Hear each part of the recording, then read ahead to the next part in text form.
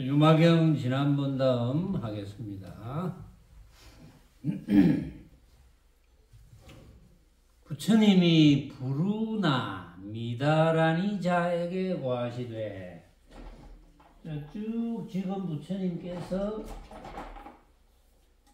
10대 제자들에게 이제 유망의사가 몸이 아프다 하니까 문병을 가라 이러니까 전부 유망의사의 설법을 들었기 때문에 감당을 못하겠습니다.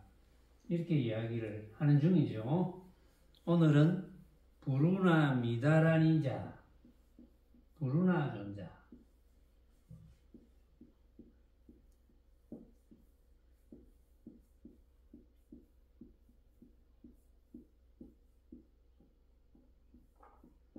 부르나 존자는 설법 제1입니다.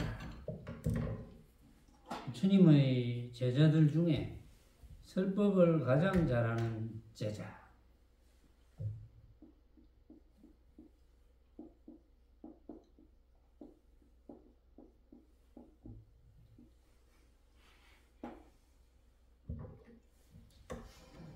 설법을 가장 잘하니까 설법을 이제 잘 했을 것 같은데, 부처님이 부르나미다라니 자에게 고하시되, 너가 유마일에게 나아가 문병하라. 부르나는 사례어 말씀하시되, 세존이시여, 저는 거기에 나아가 문병함을 감당치 못하겠나이다. 어떠므로써 임바하겠습니까? 두루두루 생각하오니 제가 옛적에 큰 숲속의 한 나무 밑에서 모든 신학, 비구를 위하여 법을 설했을 때 유마힐이 와서 저에게 일러 말씀하시되, 저 부르나야, 먼저 마땅히 정에 들어서 이 사람의 마음을 관한 연후에 법을 설할지언정 더러운 먹이로서 보배 그릇에 담지 말지니라.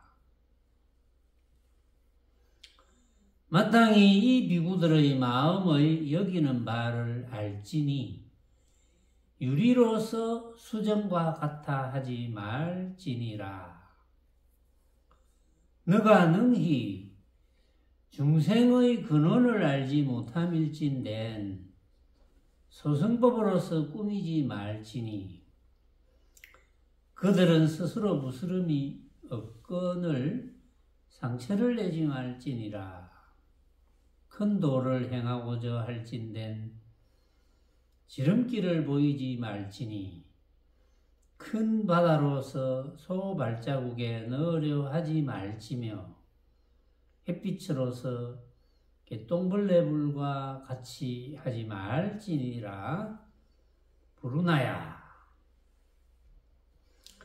이 비구는 벌써 대승심을 내었으나 중간에 이 뜻을 잊었거늘 어떻게 소승법으로서 가르쳐 인도하리요?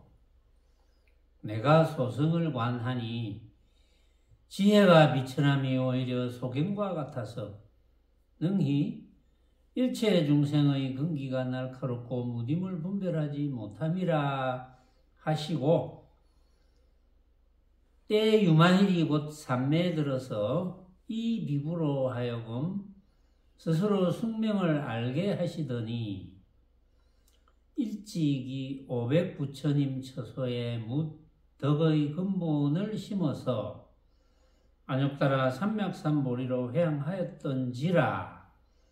즉시에 화련하여 지자 되돌려 본래의 마음을 얻어 삼고 이에 모든 비구가 머리를 조아려 유마힐 발에 절하거늘 때 유마힐이 법을 설함으로 인하여 안욕따라 삼맥삼보리로 하여금 다시는 물러나지 않게 하였나이다. 제가 생각하건대 성문은 사람의 근기를 관하지 못하니 응당 법도 설하지 말아야 할 것임이기에 이런 까닭으로 거기에 나아가 문명함을 감당치 못하겠나이다. 대충 이제 여러분들이 전체적인 뜻은 어느 정도 이제 감을 잡았죠. 부르나 존자가 이제 어느 날 큰 숲속의 한 나무 밑에서 신참비구, 신학비구, 신참비구들을 위해서 이제 설법을 합니다. 왜냐하면 설법 제1이니까. 설법을 하고 있는데, 전후 좌우의 맥락을 보니까 아마도 그 소승도리에 맞는, 그러니까 소승법으로서 설법을 했던 것 같아요. 그 소승법이 뭡니까? 소승법이? 대승법하고 소승법하고 차이는 뭡니까?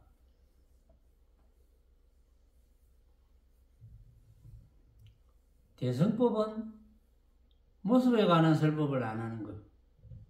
소승법은 모습에 관한 설법을 하는 것. 그 차이죠. 근데 부처님의 중도 법문은 모습에 관한 설법이 아니죠. 부처님의 중도 법문은 모습이 허망하다는 설법이거든.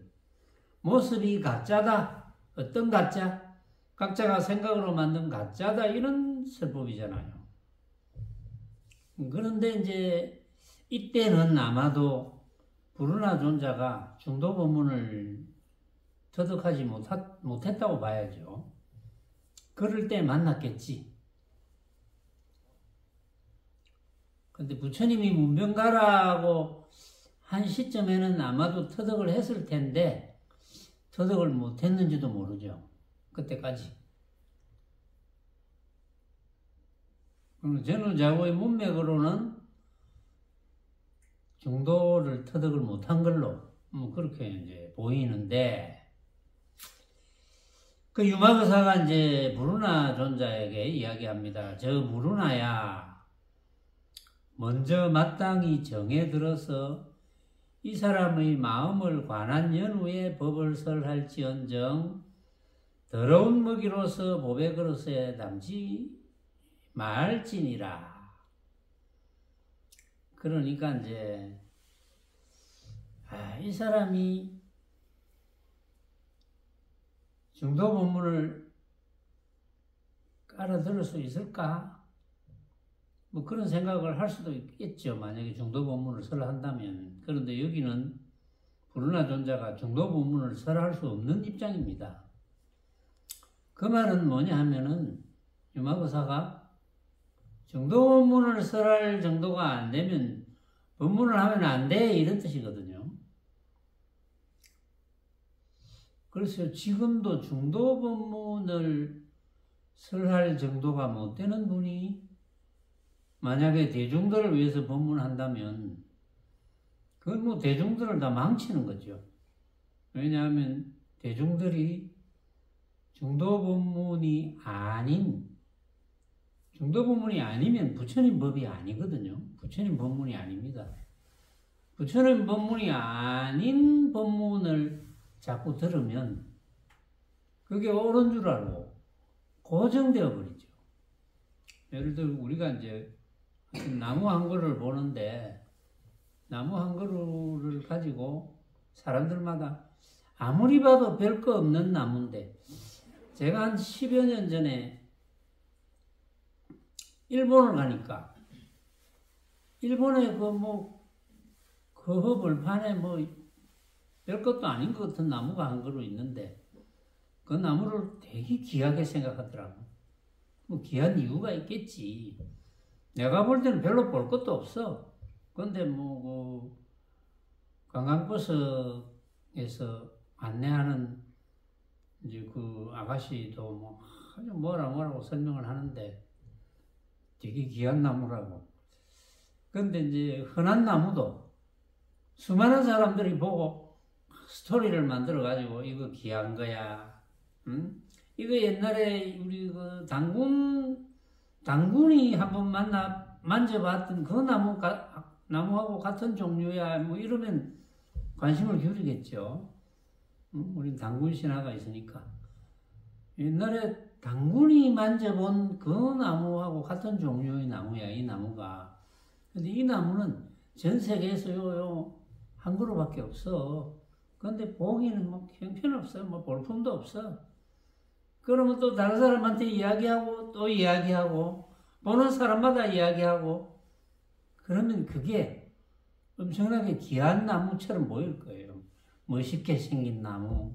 이렇게 고정됩니다. 모양은 뭐든지 고정돼요. 고정되면 그 고정된 생각을 떨어뜨리기가 굉장히 힘들어요. 더더구나 부처님 중도 법문을 제대로 이야기해 주지 않으면 부처님의 중도 법문이 아닌 엉터리 법문에 고정이 되면 그 사람을 망하게 하는 거거든요. 그럼 그 사람을 망하게 하는 법문을 한 사람은 그 과보가 없겠습니까? 그 법문을 많이 들으면 들었을수록 과보가 많겠죠. 근데 본인은 그걸 모르고 있거든요. 그러니까 모르면서 업을 짓는 사람들이 너무 많을 것이다. 그래서 조심해야 된다. 이제 이런 뜻인데, 더러운 먹이로서 보배 그릇에 담지 마라 그랬거든요.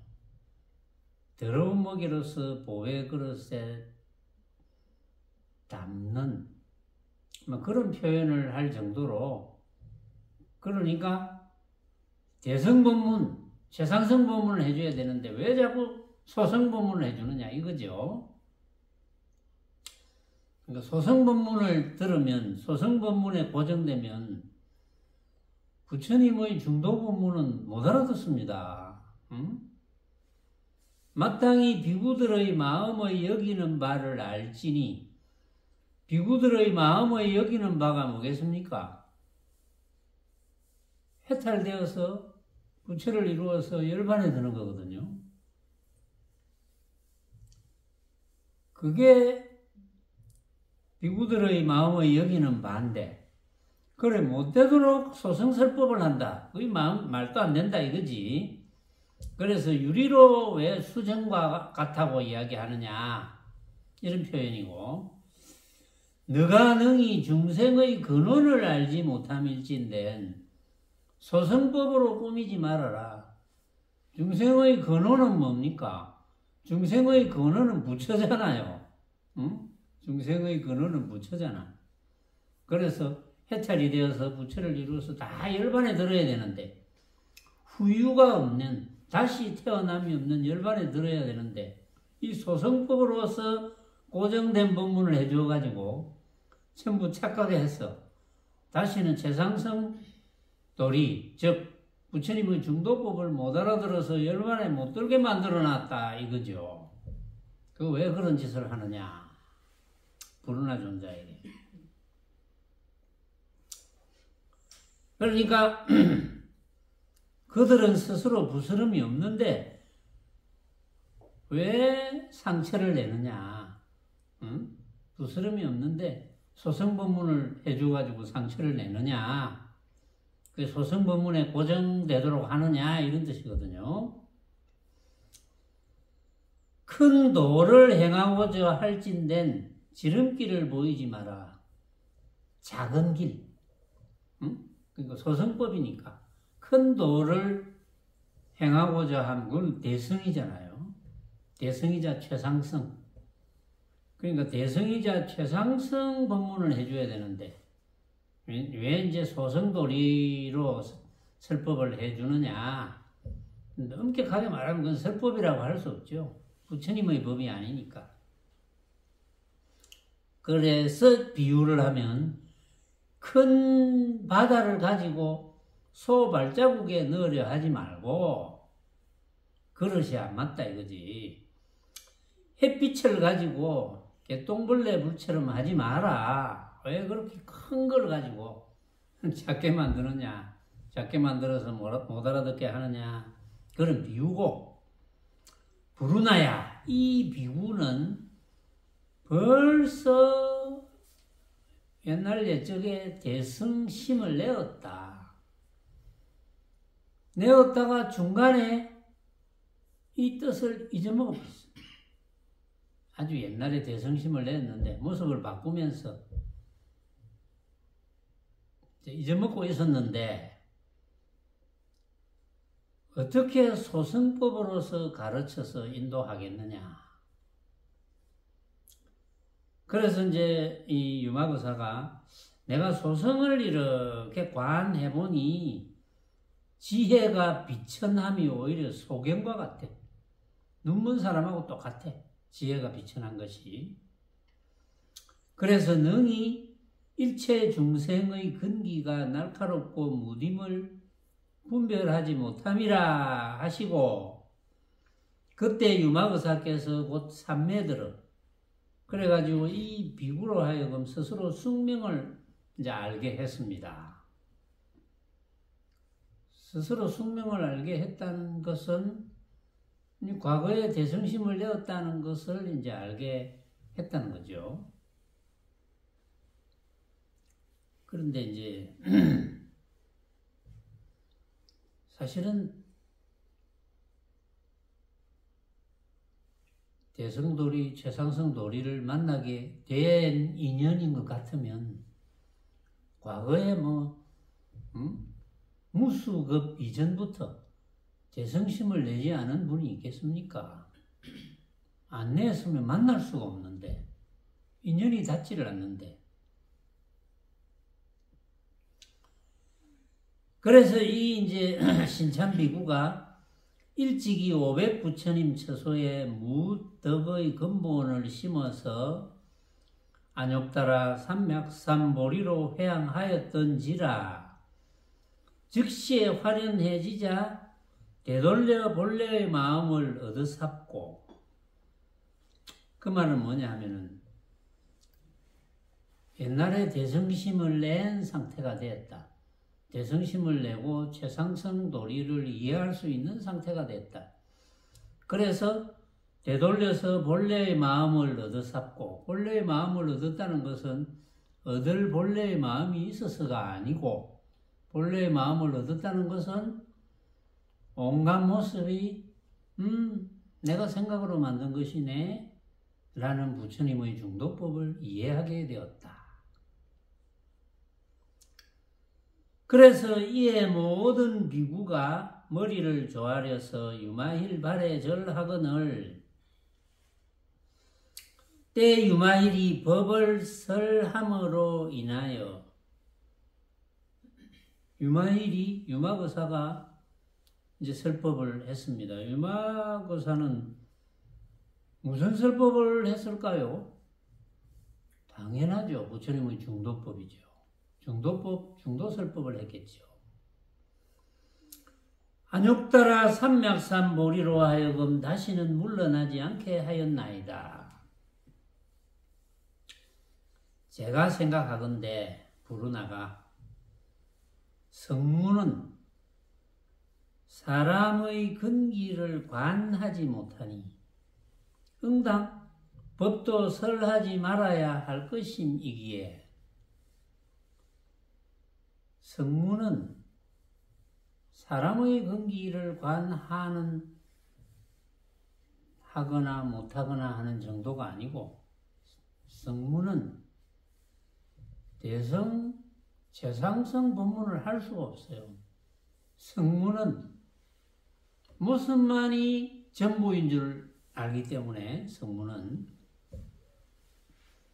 그래서 사람의 근기를 관하지 못하니라는 표현을 했지만, 그거는 앞에서 이제 유마거사가 그런 이야기를 해서 그랬고, 응당 법도 설하지 말아야 할 것임이기에 당연히 소승법을 설하면 안 되죠. 그 사람을 망치니까.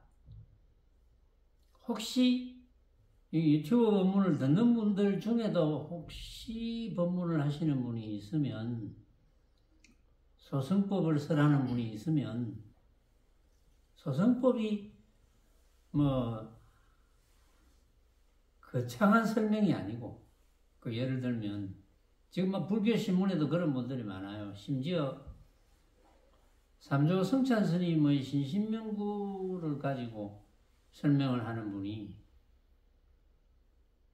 기도하라 해요. 보시, 기도, 무슨 참선 하라고 그러는데, 뭐 보시, 참선은 괜찮아. 응? 보시는 무주상 보시를 하면 되고, 또 참선은 뭐 정해드는 거니까. 쓸데없는 생각을 안 하게 만들어주는 효과가 있으니까. 근데 기도는 아닙니다. 그 중요한 위치에 있는 분이 기도라는 말을 자꾸 써요.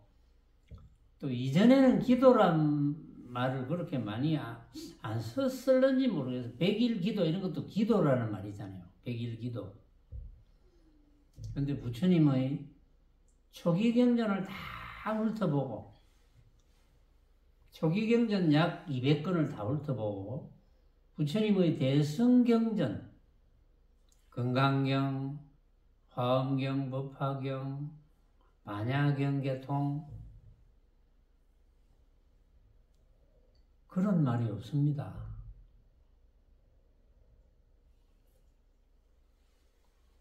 부처님께서는 그런 모습에 관한 말씀을 안 하셨어요. 기도란 말도 없죠. 기도란 말이 없는데 왜 자꾸 남을 가르치는 입장에 있는 분도 기도란 말을 합니까? 우리나라 불교가 이 정도밖에 안 됐는가요?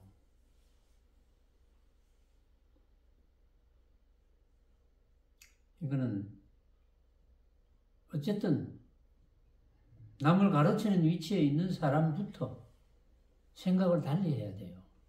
기도란 말을 다 빼야 됩니다.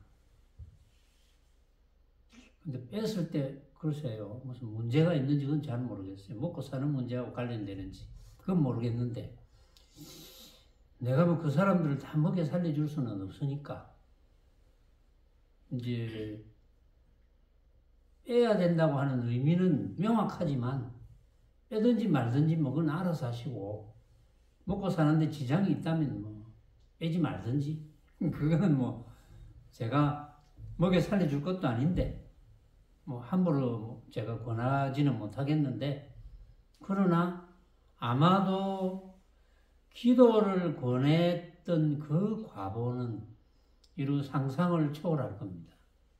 그 과보가 없을 것 같습니까? 기도를 권한 과보가. 근데 그 과보의 무서움을 잘 몰라요. 참 안타깝죠. 무서움을 잘 모르니까. 그래서 이런 까닭으로 거기에 나아가 문명함을 감당치 못하겠습니다. 그러니까 여기서 이제 결론은, 불운하 존자는 소승법으로 법문을 했다. 소승법으로 법문을 하면 안 되는데, 소승법은 부처님의 중도법이 아니고 소승법은 모습에 관한 법문을 했다. 뭐 이렇게 하면은 뭐가 잘 될 것이고, 저렇게 하면 또 뭐가 잘 될 것이고, 또 뭐는 못 될 거고, 이렇게 모습에 관한 법문, 그런 법문을 했겠죠. 이제 알면 그런 법문을 안 할 텐데, 모르니까 그런 법문을 했겠죠.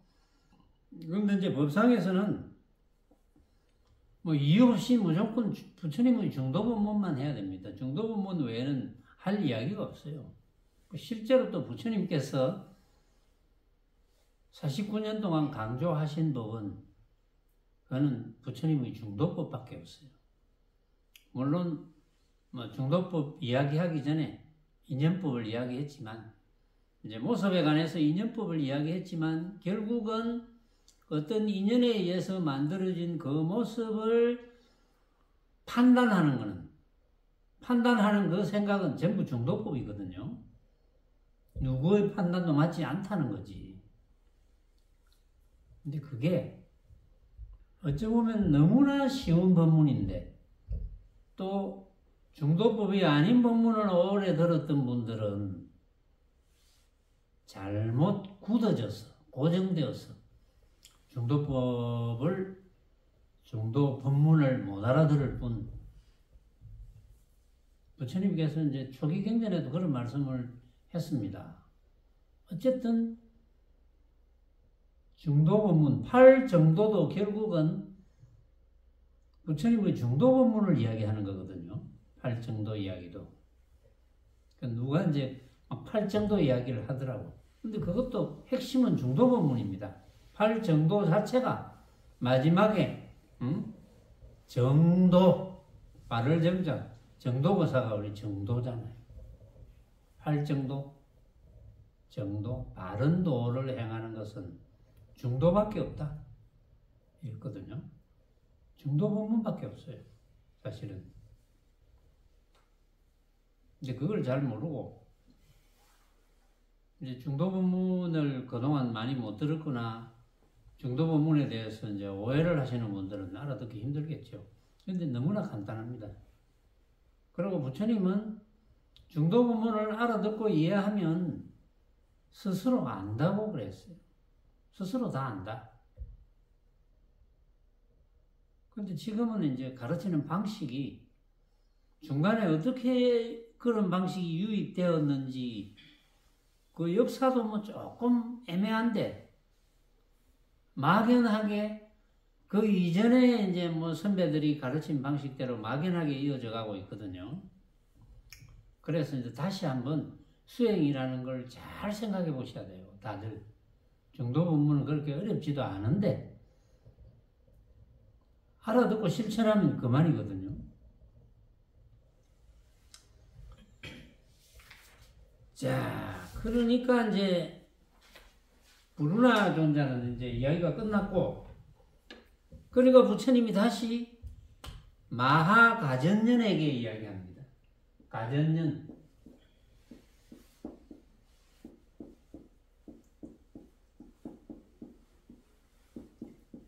마하가전년 존자는 뭐가 제1이냐? 논의가 제1입니다. 토론.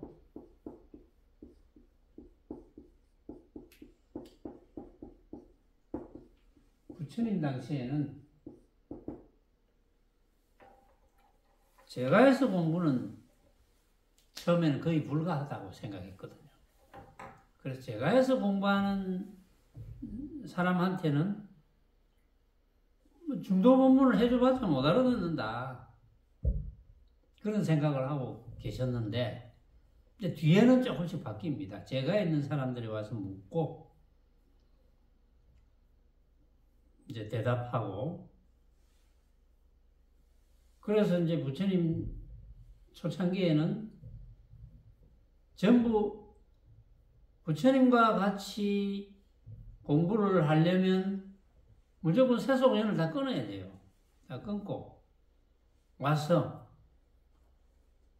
부처님과 함께 먹고 자고 뭐 지내는 거죠. 먹고 자고 있고 의식주를 부처님과 똑같이 합니다.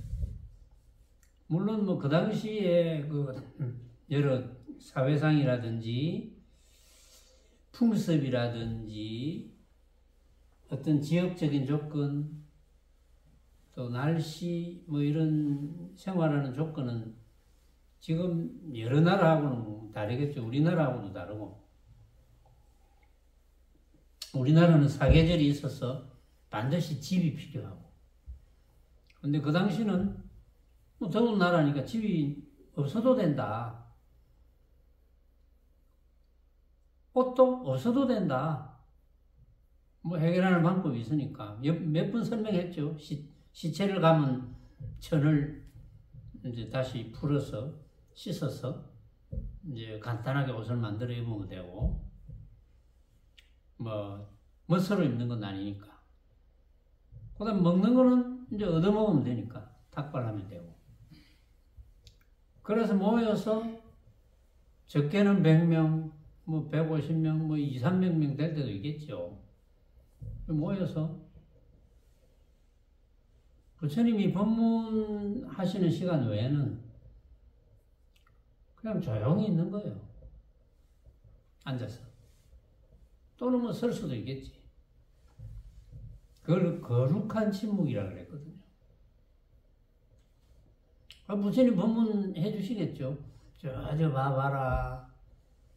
저 나무잎 보이지? 저 나무잎을 우리 전부 다 똑같이 한번 보자. 저 나무잎이 어떻게 생겼어요? 이렇게 묻겠지요. 그러면 이렇게 생기고 이렇게 생기고 이렇게 생기고 저렇게 생기고 똑같이 어떤 사람이 두 사람이 똑같이 예쁘게 생겼어요. 뭐 이렇게 했다 합시다. 예쁘게 생겼지. 두 사람이 예쁘게 생겼다고 해도 그 예쁜 모양은 달라. 왜? 예쁘게 생겼다고 하는 두 사람이 각자가 생각하는 거니까 다르다. 그 법구경에도 그런 말이 나오잖아요. 이 모든 것은 만법, 모든 것은 생각인 것이다. 생각으로 이루어져 있다. 이런 말이 법구경에 이제 나왔거든요. 저는 이제 그 법구경 내용을 보기 전에 저는 생각으로 만들었다는 것을 터득했으니까, 깨달았으니까, 제가 먼저 이야기를 했지만, 근데 알고 보니까 그 이전에 법구경에 부처님께서 말씀을 하셨어. 그래서 제가 짐작하기로는 부처님께서 그런 말씀을 많이 하셨구나. 봐봐라, 저 나뭇잎 저거 한번 봐봐라. 여기 이제 150명이 모였다면 150명이 저거 다 쳐다봐도 저 나뭇잎 다 각자가 생각으로 만든 거야. 생각이 어떻게 각했나? 그래서 우리는 저 나뭇잎을 진짜 저 나뭇잎의 진짜 모양을 볼 수 있을까? 이렇게 물었겠죠. 진짜 모양을 볼 수 있을까요? 정답은 뭐 여러분들이 잘 알잖아요. 진짜 모양을 볼 수 없다. 왜? 각자가 생각으로 만드니까. 각자가 생각으로 만드니까 그 나뭇잎이 만약에 너무나 예뻐 보인다고 해도 내가 꼭 그 나뭇잎을 떼서 가져야 될까? 책갈피에 끼워 놔야 될까? 사실은 그 당시 책이 없었어. 제가 그냥 이렇게 이야기했지만 문자가 없었잖아요. 그걸 내가 이제 말려서 내 옷 사이에 끼워 넣어야 될까? 너무 예쁘니까. 그럼 예쁜 거는 지가 생각하는 거지. 각자가 생각으로 만든 거니까. 어느 것이 더 예쁠지 이건 알 수가 없지. 그렇게 알면은 집착이 안 생기잖아요. 저 나뭇잎은 꼭 내가 가져야지 이런 생각을 아무도 안 하겠죠. 거기 설사 그 동네는 나뭇잎이 귀하다고 하더라도 아무도 그런 생각을 안 하겠지. 봐봐라, 각자가 생각으로 만든 것. 그래서 알고 보면 그건 가짜야. 착각하지 마. 이렇게 법문을 하셨을 거예요. 그런데 들을 때는 또 잠깐 아는 듯해. 그렇게 했네. 상당히 일리가 있는 말씀이네. 이래 해도 금방 잊어먹어요. 잊어먹으면 또 그렇게 이야기하시겠죠. 우두커니 앉아있는데 또는 장소를 옮겼다. 나뭇잎이 없는 곳에 옮겼다. 그럼 거기서 아까 우리 다 같이 쳐다본 나뭇잎 그 생각해봐. 생각으로 만들었지. 또 각자가 생각으로 만들었지 않나. 뭐 이렇게 법문을 하신다든지 강조를 하시겠죠. 나뭇잎뿐만이 아니라 모양, 빛깔, 소리, 냄새, 맛, 감촉, 또 여러 가지 생각으로 만드는 방법, 뭐 그런 거 다 이야기했겠죠. 그게 알고 보면 다 각자가 생각으로 만들었기 때문에 가짜야. 거기에 속으면 안 돼. 그러니까 이제 내 눈앞에 보이는 모든 것이 법문을 해주잖아요. 응? 쳐다보면 저 시계도 법문을 해주고 자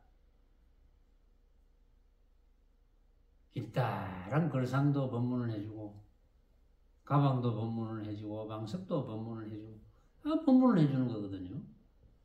지가 못 알아들어서 그렇지 전부 법문을 해주고 있는데 이제 그걸 이제 알면 된다. 이렇게 부처님께서 쉽게 법문을 해주셨을 건데 못 알아듣습니다.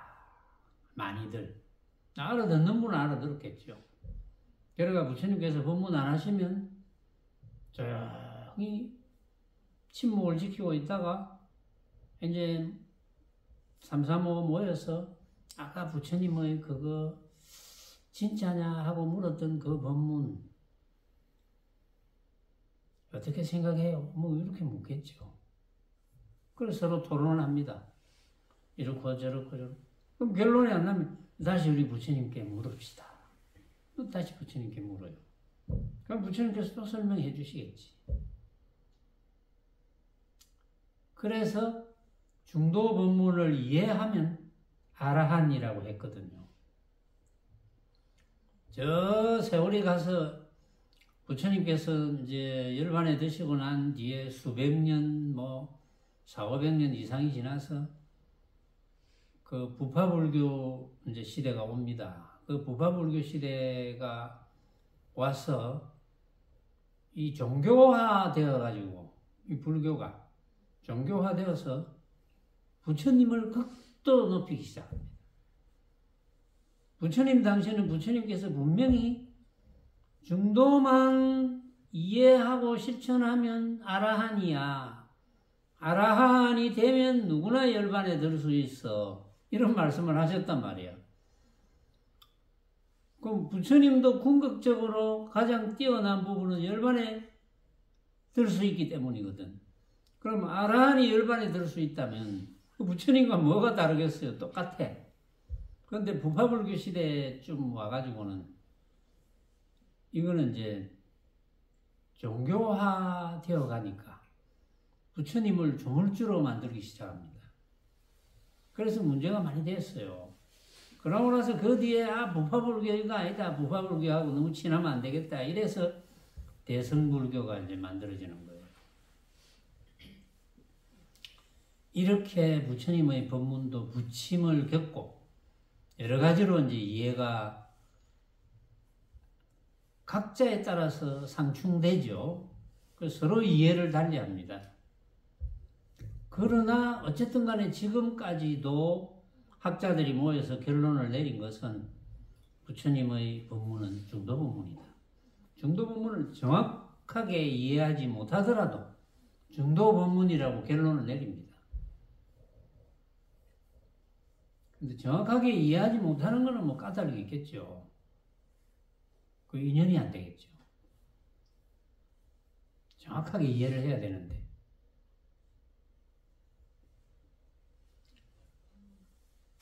자, 그래서 이제 다시 부처님이 마하가전연 논의제일임 마하가전연에게 이야기를 합니다. 그래서 이제 이 거룩한 침묵이 있다가 부처님 법문이 끝나고 나서 논의를 하면 이제 마하간전연이 논의제일입니다. 물론 논의가 제1등이라는 것이 알려졌을 때는 당연히 아라한이 되었겠죠. 아라한의 위치였겠죠. 근데 여기서는 이제 아라한의 위치는 아닙니다. 부처님이 마하가전연에게 고하시되 너가 유마일에게 나아가 문병하여라. 가전연이 부처님께서 하려 말씀하시되 세존이시여 저는 거기에 나아가 문병함을 감당치 못하겠습니다. 왜 그렇겠습니까? 두루두루 생각하오니 옛적에 부처님이 모든 비구를 위하시어 법요를 간략히 설하셨거늘 제가 곧 뒤에 그 뜻을 펴되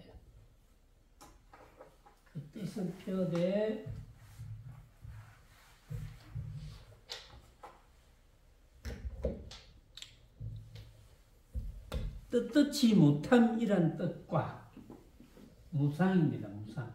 뜻뜻치 못함. 항상함이 없음. 이런 뜻입니다. 이걸 번역을 뜻뜻치 못함이라고 번역했는데 사실은 사실은 항상함이 없다. 이렇게 번역하는 게 더 알아듣기 쉬워요.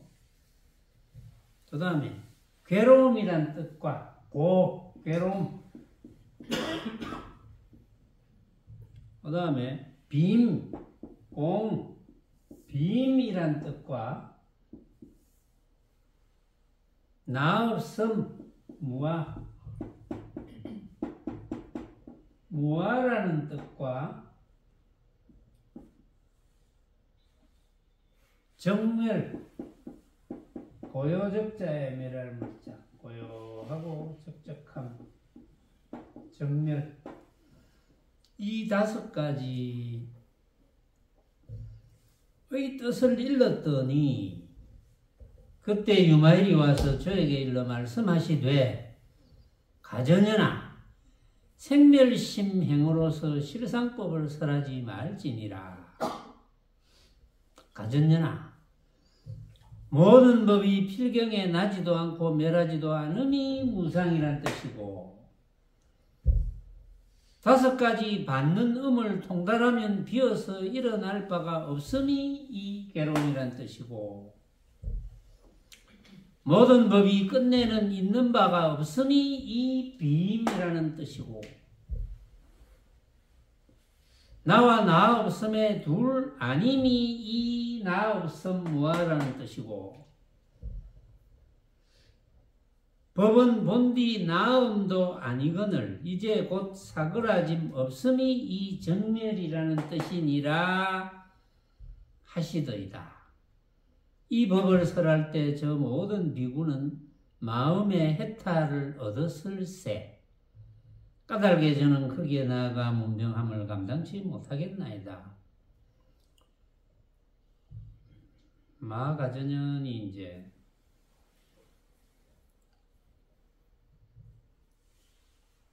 부처님께서 모든 비구를 위해서 법의 요점을 간략히 설법을 하셨어. 비추님. 이 법의 요점이거든요. 부처님께서 여기에 법의 요점을 이렇게 무상, 공, 무아, 정멸 이렇게 법의 요점을 간략하게 설명을 하셨는데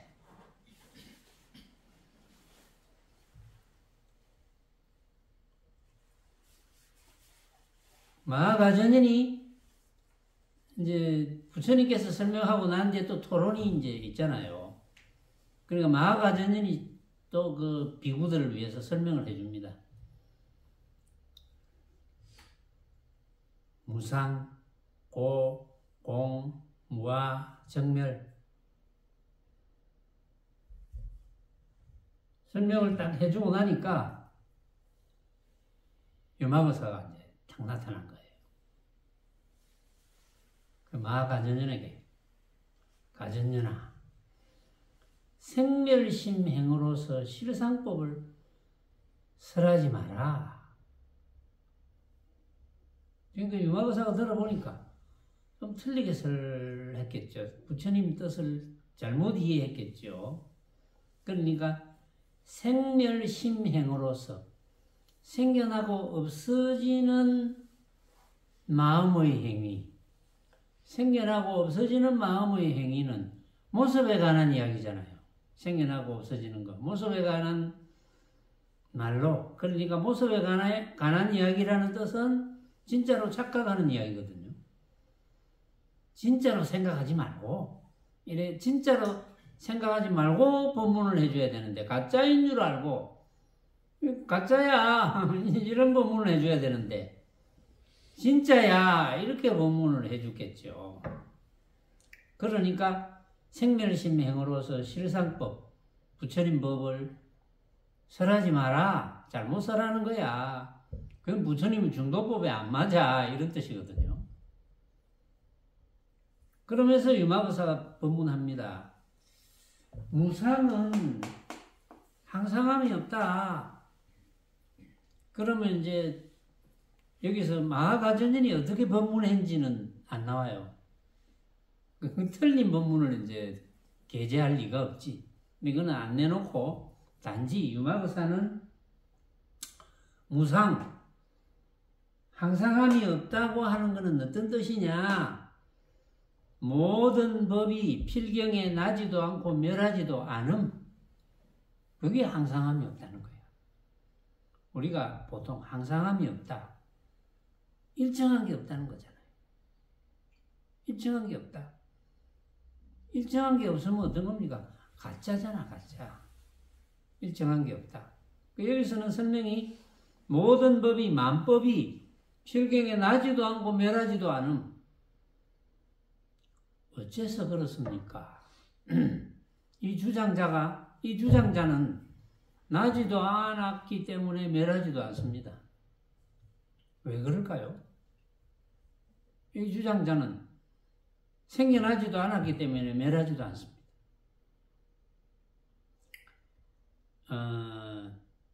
가전인이 이렇게 했을 거예요. 이 주장자는 잘 봐라. 이 주장자 지금 생겨났잖아. 이거 언젠가는 없어져. 이렇게 법문을 했겠지. 그런데 뭐 생겨났으니까 없어지지 당연하게. 그거는 인연법인데. 생겨났으니까 없어지잖아요. 그런데 유마거사가 딱 보니까 이거는 법문을 잘못하는 거다. 그럼 어떻게 법문해야 되겠어? 이 주장자 봐봐. 내가 생각으로 만들었지. 이게 생겨난 게 아니야. 너가 생각으로 만든 거야. 너가 생각으로 생겨나게 한 거야. 그러니까 생각으로 만들었다는 이야기를 해줘야 되거든. 너가 생각으로 만들었어. 그 너가 생각 안 하면 없는 거야. 이게 생겨나서 멸하고 하는 문제가 아니고 너가 생각으로 만들었어. 너가 생각 안 하면 없는 거야. 이 주장자는. 그게 무상이야. 이렇게 법문을 해준 거예요. 그 다음에 5가지 받는 음을 통달하면 비어서 일어날 바가 없음. 5가지 받는 음을 통달한다면 5가지 받는 음이 오수음, 오음, 오온. 오온이야. 오온을 통달하면 비어서 일어날 바가 없음. 오온 개공. 또 일체고액 이 말이잖아요. 비어서 일어날 바가 없음. 텅 비었어. 오온을 통달하면 그게 텅 빈 걸 아는 거야. 오온이 뭡니까? 셋. 나라고 생각하는 거. 응? 나라고 내가 비었다고 생각하든 없다고 생각하든 나라고 생각하는 것과 그 다음에 내가 보고 듣고 느끼는 대상이 그 내 생각이 맞다고 생각하는 거. 그게 전부 내 생각이 틀렸어. 다른 사람도 그렇게 생각하는 거야. 이래서 가짜로 아는 것. 그게 빈 거거든. 그게 오음개공이잖아. 그러면 일체 고액을 떠났다. 온갖 괴로움을 벗어났다. 그렇죠. 그게 해탈이잖아.